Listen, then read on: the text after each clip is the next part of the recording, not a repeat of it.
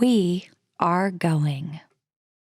The history of this agency is marked with broken barriers, once viewed as impossible, with science fiction turned reality, with innovations that have spun industries all their own, and with demonstrations of peace for all humankind.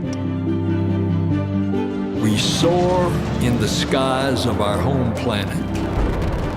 We maintain a human presence just outside of gravity, and we touch points all across the solar system and beyond. We're going back to the moon, and this is why. The moon is a treasure trove of science. It holds opportunities for us to make discoveries about our home planet, about our sun, and about our solar system. The wealth of knowledge to be gleaned from the moon will inspire a new generation of thought and action. Without fail, every major program and mission NASA has invested in has led to technologies and capabilities that have shaped our culture. The breakthroughs of the Artemis era will define our generation and the generations to follow. The tens of thousands of jobs associated with propelling us to the moon today are just the beginning of a lunar economy that will see hundreds of thousands of new jobs develop around the world. This is not an ambition of one entity or one country. The exploration of the moon is a shared effort, woven together by a desire for the greater good. Why the moon? Because the missions of tomorrow will be sparked by the accomplishments of the Artemis generation today. Because the ambition to go has already begun. And because Mars is calling. We need to learn what it takes to establish a community on another cosmic shore. So let's camp close before pushing out.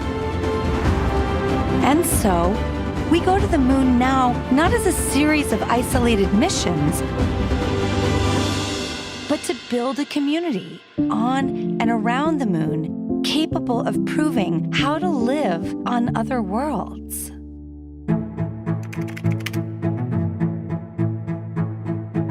We'll use the lessons from more than 50 years of peaceful exploration to send a new generation to the lunar surface to stay. We will anchor our efforts on the lunar South Pole to establish the Artemis Base Camp, positioning us for long-term science and exploration of the lunar surface. We will prove what it takes to assemble a complex ship in deep space. We will perfect descending down to and returning from a distant surface. We will learn how humans can survive and thrive in a partial gravity environment. With improved spacesuit designs, mobile habitats, and with reconnaissance robots pre-positioning and relocating supplies. We will learn how to utilize the resources we find on these other worlds, starting with finding water ice and purifying it to drinkable water. And refining that into hydrogen for fuel and oxygen to breathe.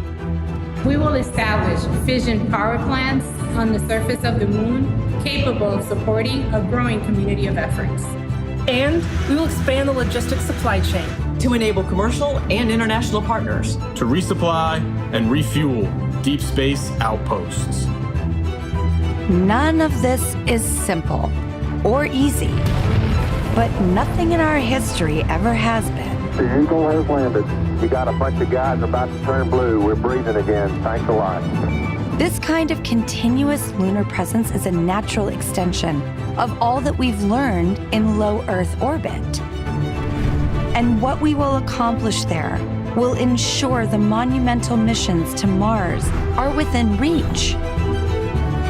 As we ready the launch of the first Artemis mission, and as commercial companies ready their lunar landers for the first private payload deliveries, we have already begun to take the next step.